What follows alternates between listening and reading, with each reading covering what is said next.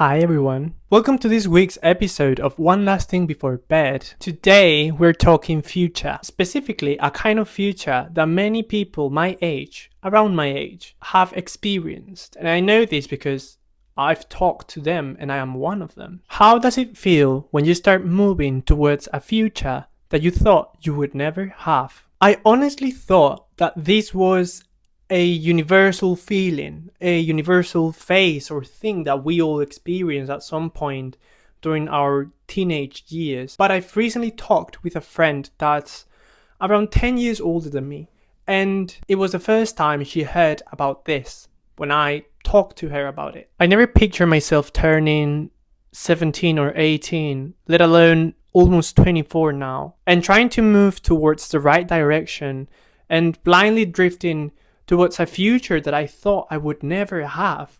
It's very scary. When I was younger, I really didn't think I was gonna get to my 20s because it just wasn't in my mind. What I envisioned about my life was you turn 16, 17, or even 18, and that's the end of your life.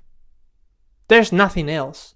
You cannot hope for anything else. Let me tell you, I was in a really bad place. I was not the jolly and happy and hopeful, optimistic person that I am today. But it was because of all the things that were happening during that time in my life. I didn't know what was going to happen, but I knew that I was not going to turn 20. That was too much. That was too old. That was more than I could ever ask for. I lived without a future in mind. And now, all the pressure and responsibilities of becoming a functional adult in this society come crashing down, and it feels like too much and it feels like very overwhelming. When I was about 14 or 15, I didn't really see the point in living. To be honest with you, I dreaded every morning.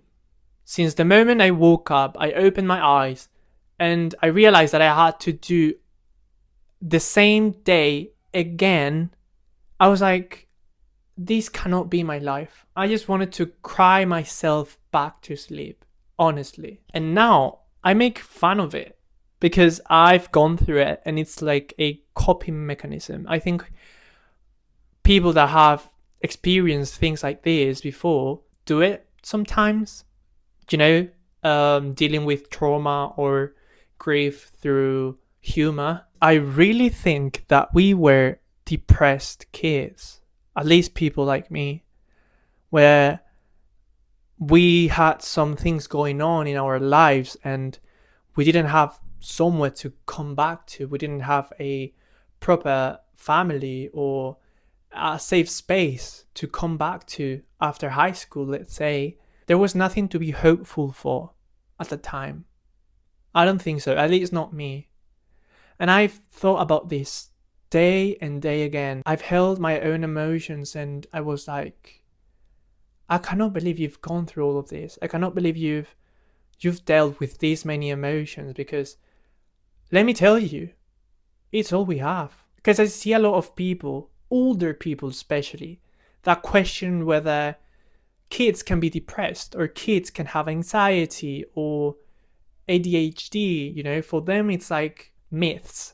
Like, we didn't have that in our time. Yes, you did, Glenn. You just didn't get diagnosed for it. Feelings are all we have. It's the first time we're going through life. Teenagers feel 10 times more intensely than a normal person in their adulthood. But of course they do. It's the first time feeling things. It's the first time dealing with breakups, friendships, partners, family, sadness, happiness, anxiety, life. It's so much. And it's all they have. It's emotions. At least that's all I had at the time. It was emotions. I really hate when people talk about this because I was one of those kids who had too much going on their lives, who had too much on their plate and had too much feelings. I realized that around me, people didn't like feelings.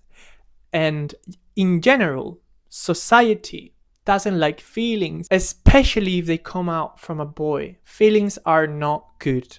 Feelings are not accepted if they are not positive feelings. Happiness, excitement. So I could not share myself with friends. I could not share myself with my parents. Not at all. And that was it.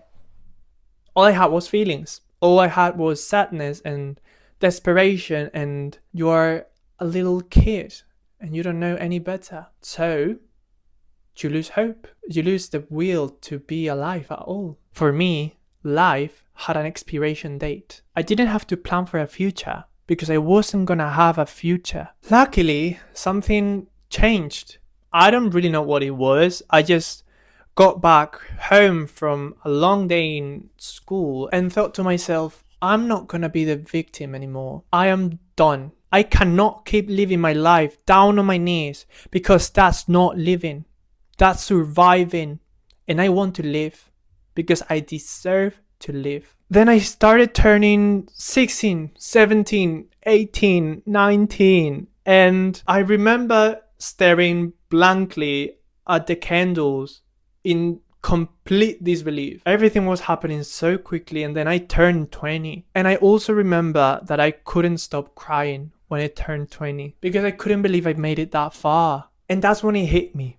And when I realized that I was gonna live way longer than I had anticipated, that I had a future ahead of me. I was hopeful for once, but with that hope, it came a sense of fear of not being ready. I asked myself, how do people prepare for a future they couldn't predict, you know? And then through the years, I learned that people are not oracles or seers.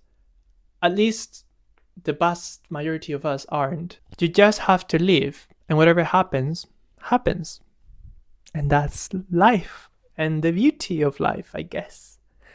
One of the phrases I have ingrained in my brain is, as you walk on the way appears. And whenever I feel anxious about my future and I don't know what I'm gonna do, because you will never know, by the way, I just repeat that to myself as a chant.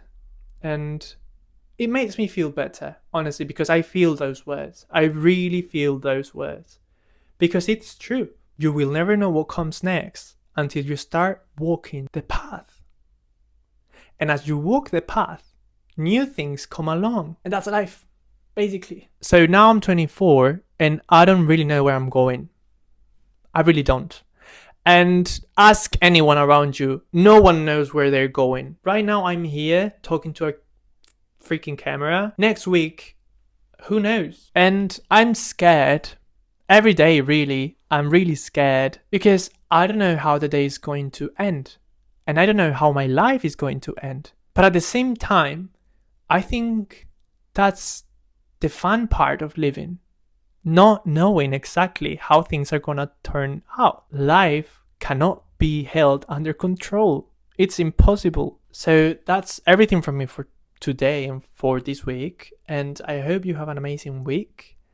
And thank you for being here. Oh my God, thank you so much. And thank you for watching and listening one more week. And yeah, take care, everyone. Bye.